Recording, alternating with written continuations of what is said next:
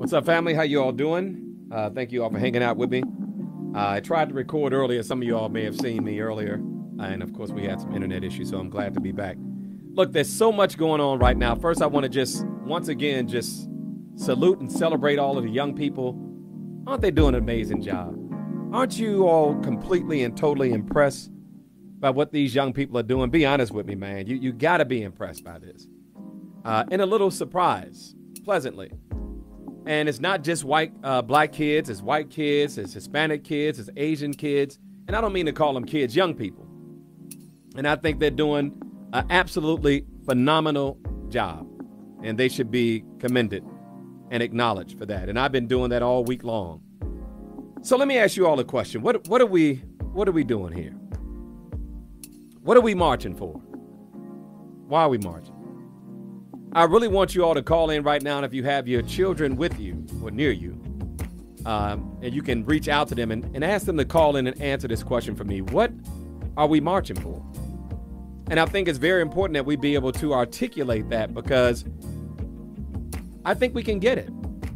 I think we can get it if we're focused. I think we can get it if we want the same things, and I think we do. But I'm asking you, what are we marching for? You know, I've been running around like a headless chicken for the last few days trying to find out where the protests were and, you know, how can I get involved, et cetera, et cetera.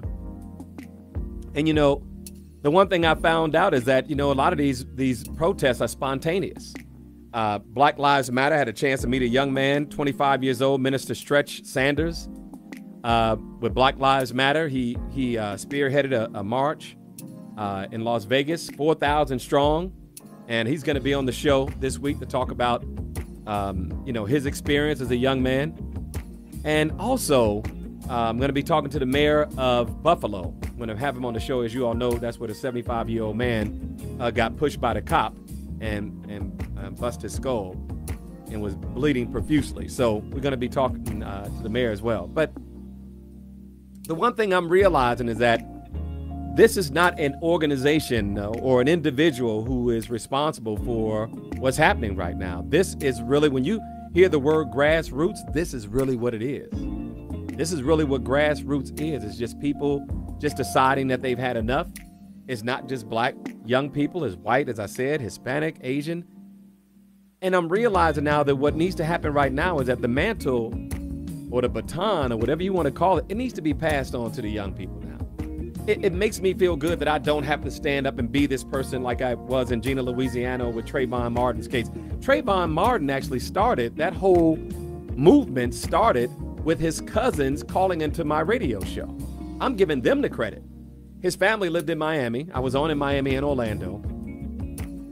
And his cousin called into the show, and she was livid. She was obviously, you know, because I hadn't heard the story. So she told the story on the air, and from that day on, organizations started coming together. We organized a big march, as you all know, with National Action Network, NAACP, Benjamin Crump. Everybody got involved in it. It was really an amazing event. I played my part. Same thing with Gina 6. Gina 6 started, the big protest with Gina 6, started with the young man sending in a video to my minglecity.com website. And from that point on, I started investigating it. There was local radio personalities who had talked about it, but the news hadn't got out. So I played my part. You see, we all are going to get an opportunity to play our part, but this is the young people's movement. Make no mistake about it. We all have our issues. I certainly do. I want to talk about what I would be marching for, right? But it's them. They're the ones out there every day. They're the ones organizing. They're the ones, you know, distributing water. They're the ones leading these. It's really just amazing what's happening right now. A movement is going on. I hope you all understand that. I hope that you all are getting involved with those, or at the very least supporting what they're doing, because that is the role we as the older generation have to play right now. We have to support them. We have to play our role where they need us. Get in where we fit in, right? And so I hope that all the old leaders, you know who you are, that we understand that this is their moment. This is their opportunity. This is their future. It's their world. And so I'm going to play my role in every way I can to elevate as many of those leaders as I can, to make sure that I amplify whatever message is they're trying to put out there. And of course, I have my own issues with police brutality. We all do, right? So let me get down to the point of why I came on today. I see the folks marching right now. I'm watching it on my other monitor over here. New York, California, man. California really represented. Houston, of course, New York, Miami. I'm looking at a lot of towns, of course, Buffalo. What do we want? Can you all just call in right now and answer this question for me? What are we marching for? Specifically. And it could be more than one specific thing, but I need you all to help me out with this. I really do. I need you all to tell me, what are we doing? What's the objective? What's the strategy? For me, I'm not just marching for George Floyd. I'm not protesting just for Breonna Taylor or Ahmaud Arbery. This is for Tamir Rice, Trayvon Martin, the Gina Six, hell, Emmett Till. If you want to go there, Terrell, how you doing? What's up, Mike? Calling from South Carolina, man. Represent, man. What's up? I called tonight because, Mike, I attended a march in Greenville, South Carolina today. First time marching. But the reason why I'm marching is because when I look at these political debates, presidential debates, our issues are not mentioned. And I feel like marching, protesting, this is a good way to get police brutality on the map for us to at least have a conversation about it. And I'm just tired of being ignored, Mike. You know, the politicians, they come into our churches, they come into town. It's like almost like a photo op. It is. You know, and they don't really address any of our issues. And that's why I decided today to march, man. I want our voices to be heard. I want our issues to be heard. I want it addressed. You know, a lot of... too, because they just... Go ahead, Terrell. They just act like our issues don't exist and, you know, everything's fine. You know, I'm hearing from a lot of the parents, and they're taking their children out to march and protest, because this is a moment in history. I hope everybody understands that this is history being made, and it's not going to go away in a week or a few months, man. We're going to still be out here marching come November. I guarantee you this is not going to end anytime soon. So I'm glad you got out there, man. As a person who's marched many times, I can tell you there's something about it, Terrell. There's something about being out there with all the people, man, and being surrounded around people who are after the same objective, who want the same thing, who passionate the same way you are. And this time, man, I really think we have a chance of not just dealing with police brutality, y'all, but dealing with racism, because that's at the core of all this, man, is racism. We gotta stop it. Even Australia, man, the Aborigines are saying, look, we need to get some rights here as well, man. It's going on all around the world, T. That's right, Mike. And, you know, this is not a moment. This is a movement. I'm just glad to be a part of it, man. Me too. And that's what I'm telling all my grown folks out there, man. This is the young people's movement. We got to do everything we can to play our role to be there for them. There's no centralized leadership. And this is the one thing I never wanted. I never liked the idea they could target, emphasis on the word target, because you know I'm talking about assassination, right? I'm talking about targeting our leaders, Terrell, targeting Malcolm X, targeting Martin Luther King, targeting the Kennedys, right? I mean, you can target when you have a singular leader, but right now, man, this movement is everybody's leading, man. Everybody.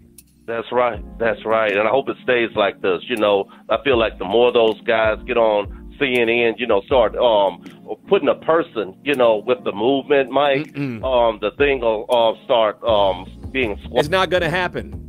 You don't even have to worry about it, man, because that's not the way these young people's minds work. Social media, the whole way they communicate is something it's not centralized. I love it, and I'm glad you're loving it too, man. Michael Bays in Grenada, thanks for hanging out with me. What's going on? How you doing? Hey, what's up, Mike? I just wanted to call in to tell you that my daughter's out there right now marching. She lives in New York. And Mike, I told her, remember what you're marching for. It's the equal rights for black people. Mike, that when we walk out this door, we're not a target. You're marching for that. As soon as they look at you, all they think about is killing you. You're constantly marching every day so that can change. And when I say enough is enough, I'm not talking about for us, Mike. When is enough for the cops, the judges, whoever say, oh, this is okay? Mike, you're marching for that purpose. Because I look at it like this, Mike. When we can be able to walk out in the middle of the street and you don't look at us like we intimidated you. Or go in the store without being followed. Or be able to have the same access to capital or to loans. You know, this thing goes so deep, man. It's so deep. That's why you see people crying. You see grown men crying, saying, y'all don't understand what it's like to have this burden. I think for so many of us, Grenada, I hate to cut you off, but we've been carrying the burden for so long, it's almost normalized. And that's what the young people are like, no, we're not living like this. You all may have, but we're not. And I told my daughter, Mike, they think that it's okay. It's normal that, oh, I see a black person, okay, we're going to kill them. They think it's normal because, Mike, they've been getting away for more than 400 years. I mean, you don't even have to go to death. You know, that's an issue. Yes, police brutality is the thing that brought this up. But we're talking about the amount of money they spend per student on a black child compared to a white child. How can you live in a country that's giving you thousands of dollars more per child for a white child than a black child? Come on, man. That's not a fair country. And our children. Go ahead. And that's exactly why I'm telling her, when we marching for equal rights for every part. Infant mortality. Why are black women so much more likely to die from childbirth? Come on, man. We're talking about the start of life. This stuff is deep, man. Because I'm telling her, we should have the same right as a white person, even more. We the one that built this country. Just give me equal. I don't need more. I'll get my own. Hell, I kind of like what they're saying. Get your knee off my neck and I'll get it myself. But I'm telling you, so much deeper than police brutality. That's why I'm asking you all and challenging you all today. What are we marching for?